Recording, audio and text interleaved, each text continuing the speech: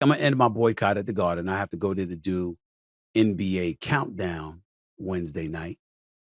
I'm going to be on ABC this year, but it's the first week of the season. So even though we're going to be on ESPN tonight, I'm still going to do that. I boycotted the Knicks last year because I can't stand ownership. And Leon Rose, their president of basketball operations, he's not too far detached from Dolan. He don't talk to the media. He doesn't give updates. Who knows what the hell he's doing? But the New York Knicks are vastly improved, so I'll give credit where credit is due.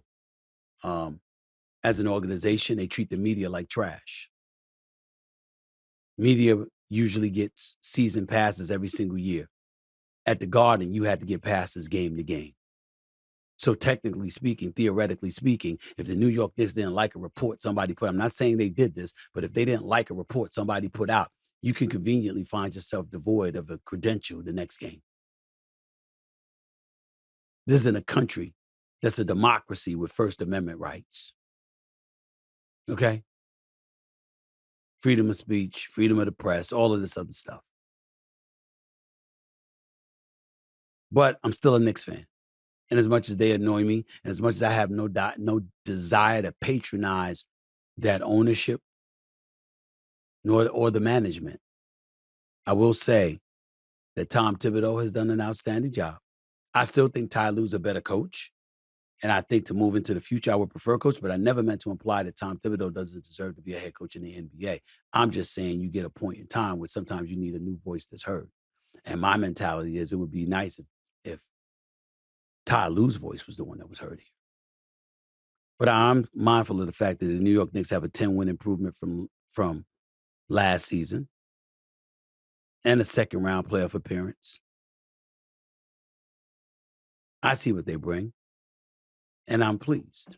But just looking at some of my notes here, just thinking about what the New York Knicks can bring to the table, wondering whether or not they're going to stand up and do something different. You know, do you New York understand my frustration? New York Knicks haven't drafted a superstar since Patrick Ewing in 1985.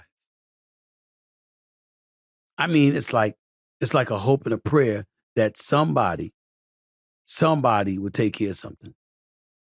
And I look at trade scenarios because let me tell you something right now. The Minnesota Timberwolves, you can't keep Anthony Edwards, Karl Anthony Towns, and Rudy Gobert. I think you have to let go of Karl Anthony Towns.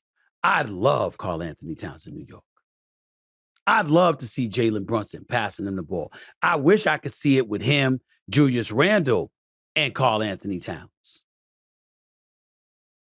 Maybe you might not have to give up Karl Anthony Towns. You got 11 picks over the next 7 years.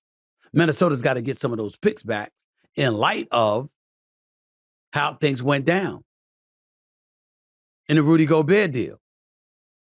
But here's the impediment as well. Gershon Rojas, former executive for the Minnesota Timberwolves, is now the guy that Leon Rose for the New York Knicks has as a point man. And I doubt the Minnesota Timberwolves will want to do any negotiating with their former employee for reasons that are none of our business. So because of that, this is where we are. And if I'm the New York Knicks, I'm just looking at some stuff that I wrote down here. If you're the Minnesota Timberwolves and you're on the phone with me, an executive for the New York Knicks, I'm asking, how about R.J. Barrett and Quickly or Quentin Grimes? How about that? Plus a pair of first-round picks. How about that?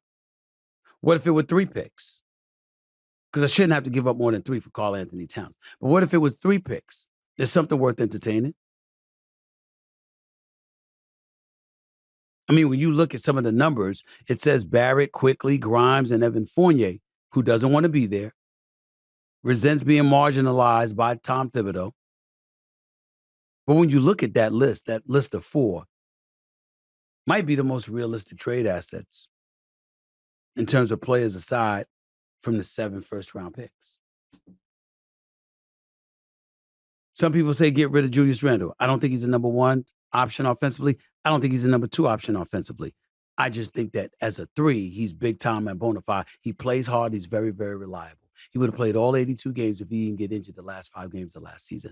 I got a lot of respect for Julius Randle. I just don't think he's the number 1 option he thinks he is. But that's just me.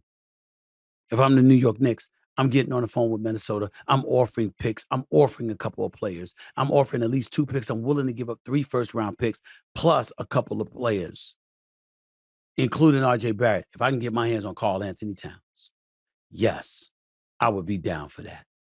I definitely would be down for that. I just don't know if it's gonna happen.